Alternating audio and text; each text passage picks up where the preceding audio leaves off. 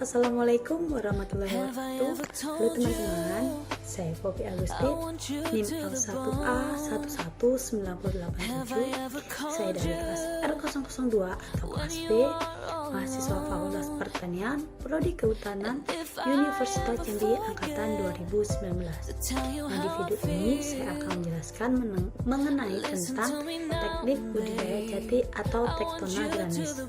Yuk kita simak videonya. Nah, yang pertama itu kita masuk ke pengertian jati. Apakah teman-teman udah mengetahui apa itu yang dimaksud dengan jati? Nah, jadi jati atau Tectona grandis adalah salah satu sejenis tumbuhan pohon penghasil kayu bermutu tinggi. Jati memiliki ciri pohon besar, berbatang lurus, dan dapat tumbuh mencapai tinggi 30-40 meter. Pohon jati merupakan salah satu penghasil kayu terbaik saat ini dan paling banyak dicari untuk berbagai keperluan di antaranya yaitu pembuatan kerajinan mebel, furniture, bahan pembuatan bangunan, dinding rumah, dan lain sebagainya. Nah, jadi tinggi pohon jati ini antara 25-30 meter, namun daerah yang subur tinggi pohon bisa mencapai 50 meter dengan diameter kurang lebih 150 cm. Nah, umumnya batang daun ini bulat lurus, kulit kayu agak tipis, berbalur dalam sampai agak dalam. Kayu memiliki kelas awet 1, kelas kuat 2, dan mempunyai berat jenis 0,70. Cocok dipergunakan untuk keperluan kayu perkakas dan pertukangan. Nah, berikut ini keunggulan yang dimiliki oleh jati, diantaranya yang pertama, memiliki kekuatan dan keawetan yang lebih baik. Yang kedua, mudah dipotong dan diolah menjadi banyak produk. Yang ketiga, tidak mudah berubah bentuk akibat perubahan cuaca. Yang keempat, tidak gampang lapuk. Yang kelima, memiliki bobot yang berat dan kokoh dan Nah, kita masuk ke jenis-jenis kayu jati. Adapun jenis-jenis kayu jati, yang pertama yaitu ada jati unggul, yang kedua ada jati emas, yang ketiga ada jati super, yang keempat ada jati jumbo, yang kelima ada jati perhutani, yang keenam ada jati utama, dan yang terakhir yaitu ada jati biotropika. Nah, teman-teman, kita masuk ke budidaya jati. Jadi budidaya jati itu yang pertama ada pengadaan bibit, yang kedua ada penanaman, dan yang ketiga itu ada pemeliharaan tanaman. Nah, kita masuk yang pertama yaitu pengadaan bibit. Jadi apa sih fungsi atau kegunaan pengadaan bibit ini? Jadi untuk mendapatkan biji yang berkualitas, pemungutan biji hanya dilakukan pada kebin biji atau petak-petak yang telah ditunjuk sebagai tegakan biji. Penguatan biji tersebut dilakukan pada bulan Agustus-September. Sebelum dilakukan penguatan, lantai hutan dibersihkan untuk memudahkan penuatan dan agar biji-biji yang telah lama jatuh tidak ikut dikumpulkan.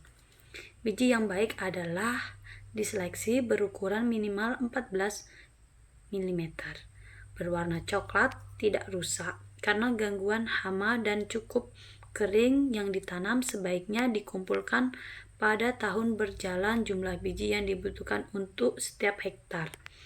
Jadi biji yang dibutuhkan untuk setiap hektar, yang pertama untuk jarak tanaman 2x1 x 1 meter sebanyak 6 blik.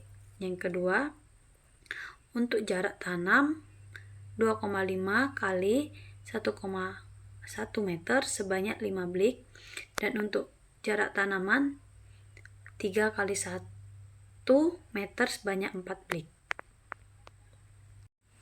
Nah, penyimpanan biji ini dilakukan setelah biji dikeringkan sehingga beratnya tetap. Dianjurkan untuk disimpan di dalam kotak kayu ukuran 2x1 x 1 meter atau sesuai dengan kebutuhan untuk keperluan penyulaman. Dapat digunakan biji atau bibit. Apabila digunakan bibit, diperlukan persemaian sederhana. Jumlah bibit jumlah bibit atau biji sulaman yang harus dipersiapkan kurang lebih 20% dari target tanaman. Nah, cara pembuatan persemaian sederhana bisa dilakukan sebagai berikut. Yang pertama yaitu lokasi persemaian berada sedekat mungkin dengan lokasi tanam. Yang kedua, dipilih tanah yang subur dan datar dengan kelerengan maksimal 5%. Yang ketiga, bedengan dibuat dengan ukuran 5 x 1 meter dengan tinggi 10-15 cm. Yang keempat, penyemaian biji dalam bedengan sedalam 2 cm dengan jarak tanam 5 x 5 cm. Masuk yang kedua yaitu penanaman. Yang harus disiapkan yang pertama yaitu persiapan lahan. Persiapan lahan yaitu yang pertama kita pembersihan lahan. Mengingat jenis ini termasuk jenis pohon toleran, maka diperlukan pembersihan lapangan yang sempurna. Kegiatan pembersihan lahan ini sesuai dengan keadaan vegetasi lokasi calon tanaman. Untuk lokasi calon tanaman yang bervegetasi relatif lebat dan jarak, maka kegiatan pembersihan lapangan tebas, tebang, dan rumput atau pengumpulan sisa. Sedangkan untuk lokasi yang vegetasinya alang-alang dan semak belukar bisa langsung menggunakan bulldozer atau crawler bulldozer. Untuk membersihkan lapangan, penggunaan bulldozer sebaiknya sesuaikan pula dengan luas lahan dan calon tanaman. Nah, yang kedua yaitu pengolahan tanah. Untuk lahan-lahan bekas hutan alam yang masih subur tidak perlu pengolahan tanah secara khusus. Sedangkan untuk lokasi bekas semak, belukar, dan alang-alang umumnya memiliki tanah relatif padat, sehingga diperlukan penggunaan tanah untuk memperbaiki sifat fisik tanah tersebut dan untuk mematikan tumbuhan pengganggu. Agar biji jati dapat berkecambah dan tumbuh dengan baik, maka diperlukan tanah yang gembur. Oleh karena itu, pada tanah-tanah yang padat diperlukan pengolahan tanah. Nah, alternatif rangkaian kegiatan persiapan lahan dan kegiatan pengolahan tanah sebagai berikut. Yang pertama, pembersihan lahan atau tanpa pengolahan tanah. Yang kedua, pembersihan lahan dan bajak 1. Selanjutnya, pembersihan lahan dan bajak 1 serta bajak 2. Selanjutnya, pembersihan lahan dengan bajak 1 dan garu. Nah, kita masuk ke penanaman. Sebelum biji ditanam, diperlukan persiapan ajir tanaman sesuai dengan jarak tanam yang ditentukan. Adapun jarak yang dianjurkan yang pertama yaitu bonita 2-2,5 jarak tanam 2 x 1 meter. Yang kedua, bonita 3 jarak tanaman 2,5 x 1 meter atau 3 x 1 meter. Dan yang ketiga yaitu bonita 3,5 jarak tanam 3 x 1 meter. Untuk lahan-lahan yang belum diketahui bonitanya, jarak tanam tersebut sesuai dengan kesuburannya. Cara penanaman biji jati adalah dengan memasukkan biji ke dalam tanah dengan kedalaman 2 cm dan bekas tingkai berada di bawah. Jumlah biji yang ditanam tiap aji sebanyak 5 biji, jarak antaranya biji diusahakan kurang lebih 5 cm. Nah, kita masuk ke bagian 3 yaitu pemeliharaan tanaman. Yang pertama yaitu ada penyulaman tanaman. Bahan tanaman untuk keperluan penyulaman dapat digunakan kecambah biji atau bibit, putaran, dan stum. Penyulaman dengan pelekat dan kecambah. Biji jati yang telah ditanam selama 4 minggu belum tumbuh disulam dengan peletekan atau kecambah. Penyulaman dengan biji. Apabila setelah biji tumbuh kemudian terjadi petatan atau tidak ada hujan sehingga banyak yang mati, diusulkan dengan biji tiap ajir diusahakan 5 biji. Penyulaman dengan bibit putaran. 2 bulan setelah penanaman, apabila biji belum tumbuh, disulam dengan bibit putaran dan persemaian. Cara membuat putarannya adalah yang pertama, alat yang digunakan solet dari bumbu atau bahan lain yang sejenis. Yang kedua, anakan jati yang berdaun 4 diambil bersama tanahnya dengan solet, akar dan tanpa harus menjadi satu. Yang ketiga yaitu putaran lalu dimasukkan ke dalam lubang yang telah disediakan, kemudian diuruk dan dipadatkan dari samping. Kita masuk ke stum. Apabila dalam jangka 1-2 bulan setelah penanaman biji jati belum tumbuh atau mati, dapat diusulkan dengan stum. Cara membuat penanaman stum yang pertama yaitu anakan yang baik untuk dibuat stum adalah anakan yang diameternya 0,5 sampai 2,5 cm. Yang kedua, panjang stum 25 sampai 50 cm yang terdiri dari 5 sampai 10 cm bagian batang dan 20 sampai 40 cm bagian akar.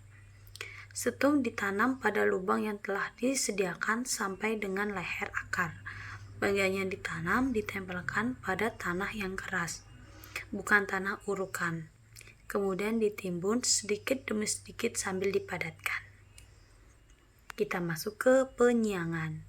Yang dimaksud dengan penyiangan adalah membebaskan tanaman dari persaingan tumbuhan pengganggu dengan cara membersihkan tumbuhan lain dengan radius kurang lebih 1 meter dari tanaman pokok. Kegiatan ini sebagian dilakukan sampai dengan umur 3 tahun. Lanjut ke penjarangan.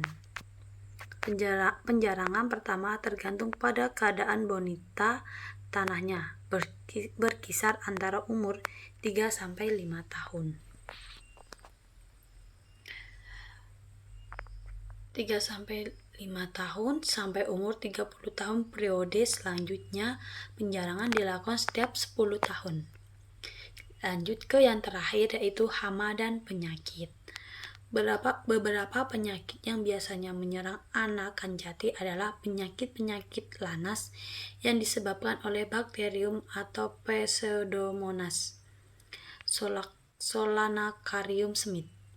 Pencegahan dapat dilakukan dengan membabat dan membakar anakan yang diserang, menyiangi rumput yang ada di sekitarnya, dan usahakan supaya lingkungan tidak terlalu lembab. Adapun hama yang menyerang tumbuhan jati adalah engkes-engkes atau Monohamus rusticator, uter-uter atau Pasus-damus more, oleng-oleng atau Domitus cramicus, dan ingat-ingat atau Phytormes tectona dams. Nah, adapun cara-cara pencegahan pemberantasan hama-hama tersebut, yang pertama yaitu uter-uter atau engkes-engkes, yaitu larva dibunuh dengan memasukkan sepotong kawat ke dalam lubang serangga waktu diadakan penjarangan. Kemudian oleng-oleng ini seperti pada uter-uter terutama antara bulan Juni sampai Januari, atau bila perlu diadakan penjarangan sebelum mulai Januari. Nah, sekian video dari saya, semoga bermanfaat untuk kita semua. Saya akhiri dengan wabillahi taufiq wal hidayah. Wassalamualaikum warahmatullahi wabarakatuh. See you.